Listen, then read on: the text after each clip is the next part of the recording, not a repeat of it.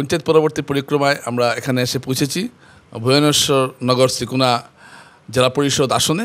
এই আসনটা এখন অত্যন্ত একটা আকর্ষক আসন, অত্যন্ত সবার দৃষ্টি আসনের দিকে, কারণ এই আসনে এমন কিছু ঘটনা ঘটেছে যার জন্য এটা পঞ্চায়েত রাজনীতিতে একটা চর্চিত নাম। এবং এখানের যিনি আমরা এসেছি এখানে নির্দল প্রার্থী ফরিদা পারভিনের কাছে। আপনারা জানেন ফরিদা পারভিন এই নির্বাচনে একটা সাংঘাতিক কিছু এবং করে ফেলেছেন, এবং তিনি কংগ্রেসের হয়ে টিকিট দাবি করেছিলেন। কংগ্রেস তাকে বি ফর্ম দিয়েছিল, কিন্তু তার সঙ্গে আরেকজনকে বি ফর্ম দিয়েছিল। তারপর কংগ্রেস দুটি বি ফর্মকে বাতিল করে এবং তিনি এবং ফরিদা পারভিন এখানে নির্দল হয়ে প্রতিদ্বন্দ্বিতা করছেন। এ নিয়ে তার যথেষ্ট ক্ষোভ আছে, এ নিয়ে আমি তাকে প্রশ্ন করছি না আজকে।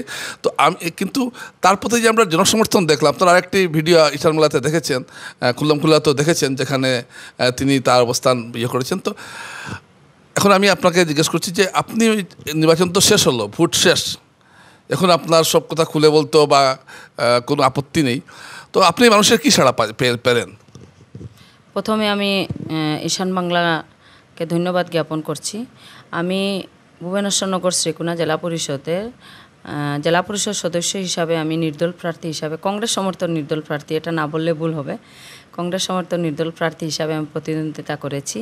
এবং আমি আশাবাদী, যেভাবে ভালোবাসা, যেভাবে আন্তরিকতা পেয়েছি জনসাধারণের তরফ থেকে, মানে এটা ইঙ্গিত হচ্ছে যে আগামী 11 তারিখ জয়ের পাল্লাটা আমার ভাগ্যে থাকবে। এবং আমি এই ভুবনেশ্বর নগর শ্রীকুনা জেলা পরিষদ যেটা আসন, এই আসন থেকে আমি বিজয়ী হব। এটা আমার আশা না, এটা আমার ভরসা। এই ভরসাটা কেন করছি, যেভাবে মানে আওয়াজ উঠেছে এই যে জেলা পরিষদ আসনের যারা আম ভোটাররা বা আম জনসাধারণরা যেভাবে একজন নির্দল প্রার্থীকে যেভাবে ওরা আপন হিসাবে বা এত ভালোবাসা আন্তরিকতা দেখিয়েছেন, এটার ইঙ্গিত যে এই আসনে জয় আমার নিশ্চিত।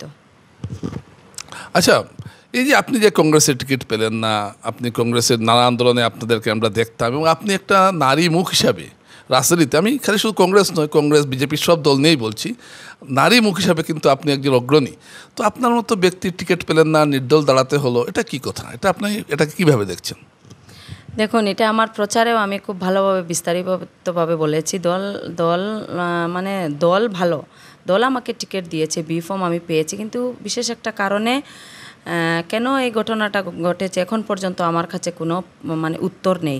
যেহেতু আগামী 11 তারিখ আমাদের কাউন্টিং আইএসটিটিতে হবে, তে মানে বিষয়বস্তু বিস্তারিতভাবে বিজয়ের সার্টিফিকেট আশা করি যে জয়ের যে সার্টিফিকেটটা নিয়ে আপনাদের সামনে আপনাদেরকে ডেকে সম্মুখে বিস্তারিতভাবে বলবো, কিন্তু আমার কাছে সঠিক তথ্য আসতে লাগবে। তথ্য আসার পরে এরপরে আমি কথা বলবো। তথ্য না আসলে কিন্তু কিছু কথা বলা ভুল হয়ে যাবে মিডিয়ার সামনে বা প্রেসের সামনে। আচ্ছা, মিসবাউল ইসলাম লস্কর বিধায়ক তিনি কি আপনার হয়ে প্রচার করেছেন? হ্যাঁ, একদম বাস্তব, তিনি আমার হয়ে প্রচার করেছেন। যেহেতু দলীয় কিছু নিয়মনীতি আছে, প্রোটোকল আছে, যদি উনি মানে ওপেন ডায়েসে আমার সঙ্গে ডায়েস শেয়ার করেননি, কিন্তু উনি আমার জন্য খুবই কাজ করেছেন। উনার যে বিধায়ক যে সময় উনি ইলেকশন খেলেছেন, এর থেকেও আরও 100 গুণ বেশি আমার জন্য উনি কাজ করেছেন। দর্শক, এখানে একটা লক্ষণীয় ব্যাপার হলো, মিসবাউল ইসলাম লস্কর কংগ্রেস দলের একজন সিনিয়র নেতা, এবং তিনি এই প্রার্থীকে সমর্থন করেছেন। ডায়াসেও একসঙ্গে বসেননি, কিন্তু সমর্থন করেছেন। এ ধরনের কিছু গুরুত্বপূর্ণ তথ্য কিন্তু আস্তে আস্তে বেরিয়ে আসছে, এবং যেটা অত্যন্ত চিত্তাকর্ষক। 11 তারিখের ভোট গণনায় আপনি কত ভোটে জিতবেন বলে আশা রাখছেন? মানে 39,203টা ভোট কাস্ট হয়েছে, খুবই ভালো কাস্টিং। এই কাস্টটা খারাপ বললে হবে না। অনেক জিপিতে তো শ্রীকুনা একটা জিপি যেখানে 80% কাস্ট হয়েছে, তাই এই কাস্টিংয়েই বোঝা যাচ্ছে যে জনসাধারণ ডেভেলপমেন্টের, জনসাধারণ ফরিদা পারভিনের, জনসাধারণ নারীর সম্মান স্বার্থে ভোট প্রয়োগ করেছে। এবং আমি আজকের এই লাইভের মাধ্যমে আমি বিশেষ করে ভুবনেশ্বর নগর শ্রীকুনা জেলা পরিষদ আসনের যারা বিবেকবান ভোটাররা, যারা আমার জনসাধারণ আছেন, ওদেরকে আমার অন্তরের অন্তঃস্থল থেকে ধন্যবাদ জ্ঞাপন করছি।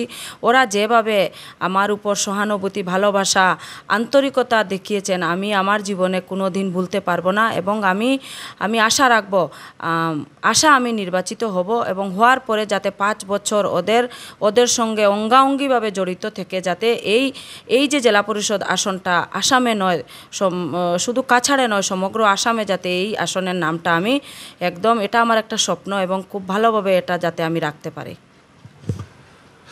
আগামীতে কংগ্রেসের সঙ্গে আপনার কি সম্পর্ক থাকবে? আজকের দিনে আমি শিলচর জেলা কংগ্রেসের সাধারণ সম্পাদিকা। যেহেতু আমি নির্দল প্রার্থী, আমি 52,000 ভোটে প্রতিদ্বন্দ্বিতা করেছি। আমার যারা ভোটাররা আছেন, যারা জনসমর্থনরা আছেন, 52,000 ভোটার যে মানে যেটা ডিসিশন নেবে ওদের সঙ্গে আমি আছি। আপনার যে উত্তরটা বেশ একটা এড়ে যাওয়ার মতো মনে হলো। আপনি সবার সঙ্গে আলোচনা করে ঠিক করবেন কংগ্রেসে থাকবেন কি থাকবেন না, এটাই?